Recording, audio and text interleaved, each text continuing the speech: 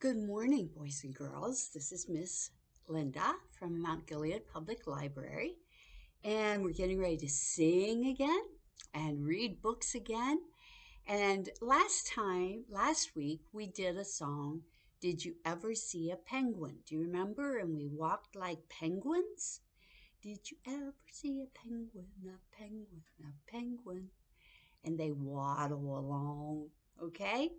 And then we were swimming like penguins. Could we do that one again?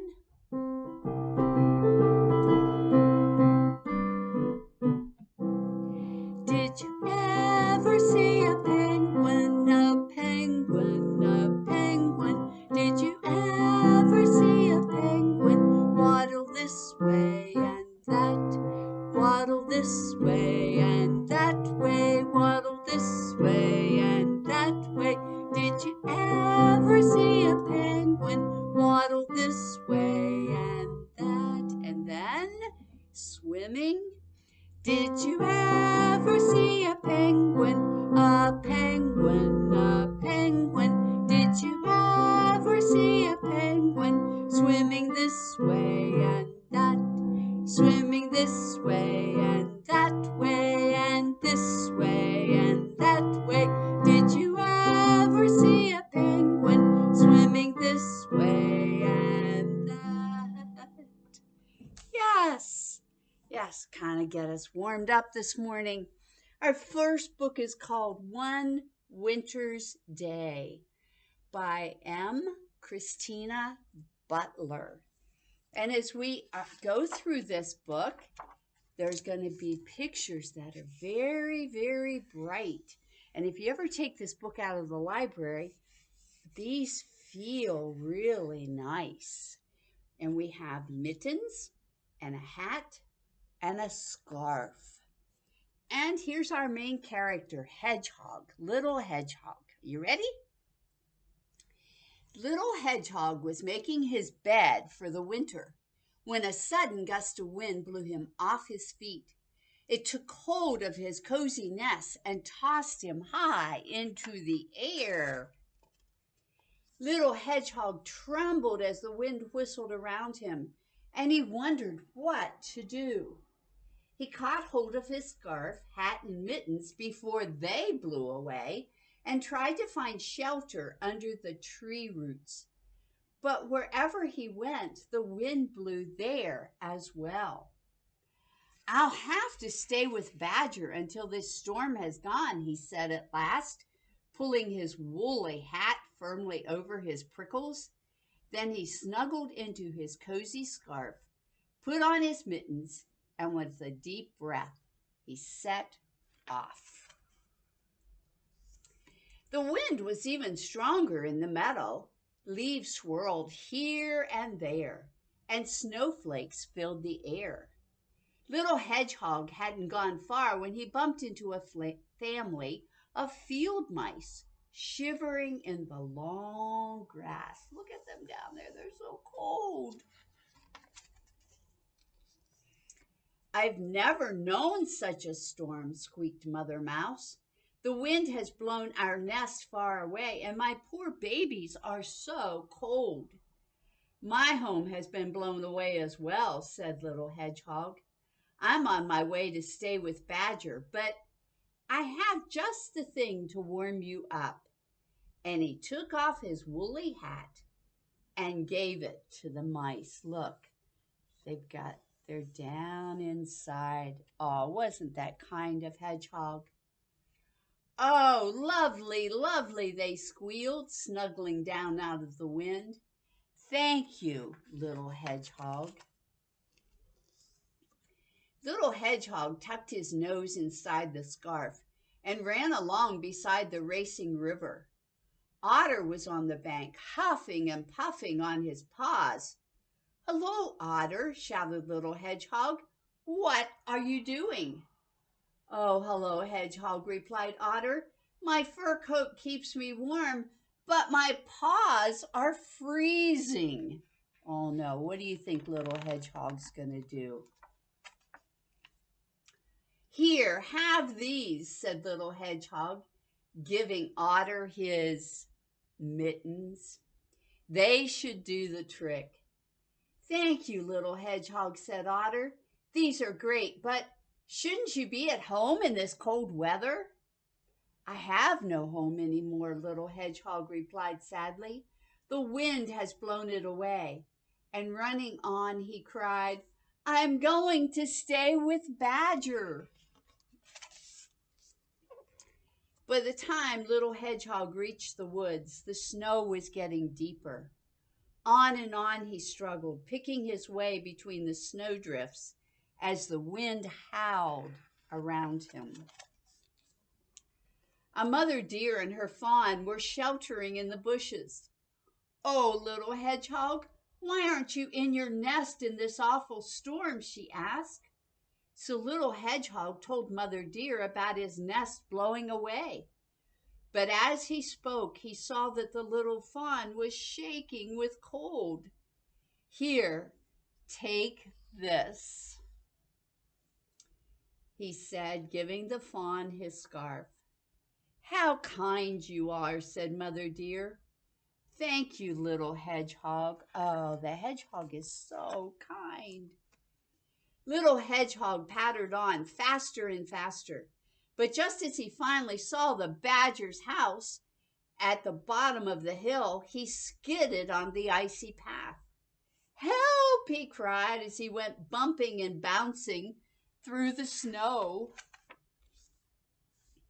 Badger was making tea when he heard a big thud outside. Whatever was that? He cried, dropping his toast. When he opened the door, a prickly snowball rolled in.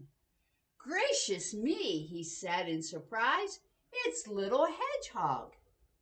Badger carried Little Hedgehog to an armchair by the fire and gave him a cup of tea. Little Hedgehog told Badger about his journey through the storm, and then cozy and warm, he fell fast asleep. Little Hedgehog stayed with Badger until the storm had gone.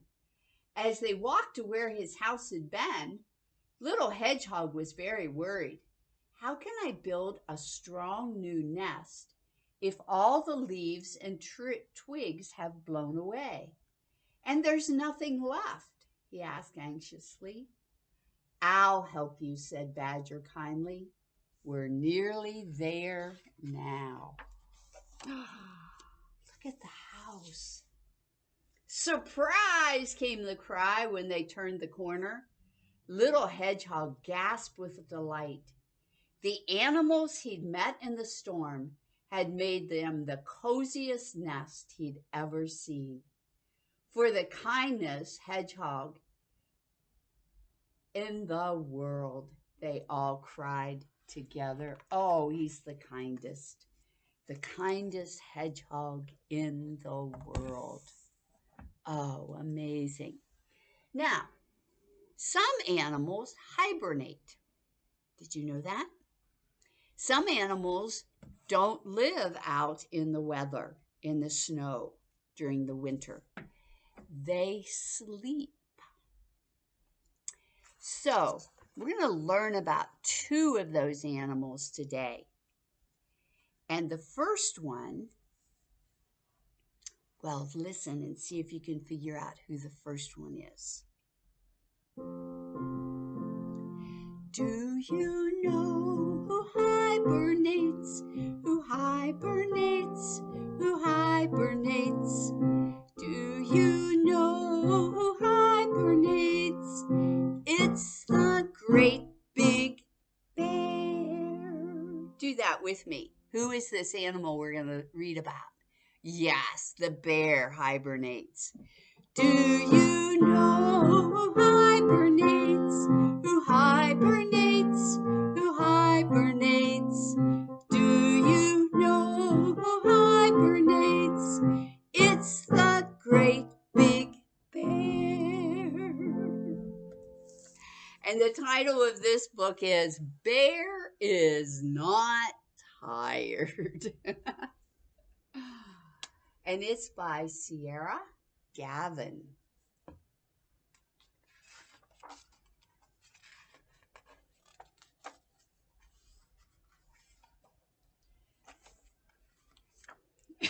Excuse me. Bear and the ducks lived together under the same roof. They were one big, happy family. Sometimes Bear forgot that he wasn't a duck. He hardly noticed the difference. Look at him following the ducks in the water. Then one morning, there was a sharp chill in the air. The ducks didn't mind, but the cold tickled Bear's nose. It could only mean one thing. Winter was coming.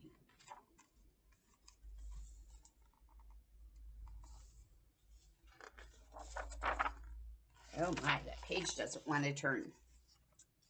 And that meant it was nearly time for Bear to go to sleep, to hibernate. He had been having so much fun, he had forgotten all about it. Ducks don't sleep through the winter. Bear knew they would carry on as usual. He didn't want to miss out on all the fun. He even had his winter clothes already. He's got his scarf and his hat there. Oh my. So Bear decided to stay awake. After all, he wasn't feeling the least bit sleepy. But the ducks began to notice a change in Bear. He kept falling asleep at the most inconvenient times. Bear tried to think of ways to stay awake, and the ducks tried to help him. But nothing worked. Every sound was a lullaby. The rippling of water, the hum of the washing machine, the tap, tap, tap of the baby duck's feet. Bear was so tired, nothing made sense anymore. Mama Duck said Bear couldn't fight who he was. Bears are bears, and bears are supposed to sleep in the winter. She promised him he wouldn't miss a thing. Feeling reassured, Bear finally fell into a deep sleep. The ducks carried on with their usual winter activities. They included Bear whenever they could. Look, they're having a tea party right next to Bear's bed. Even Baby Duck found a way to keep him close. Aw, he was sleeping on him. Then one morning, Bear sat up and opened his eyes. It was spring, and Mama Duck had kept her promise. She even had the photos to prove it. Oh my. There's the duck with Bear. There's the duck reading to Bear while he's sleeping. They're having a party in his bed. Oh my, look at all the ways they kept Bear included. Even making a snowman. So, bears are one animal that hibernates. But here's another one. Are you ready? Do you know who hibernates? Who hibernates? Who hibernates? Do you know who hibernates? It's a croaking frog. So our next book is about a frog. I don't want to go to sleep. He doesn't want to hibernate either. And this one is written by Dev Petty.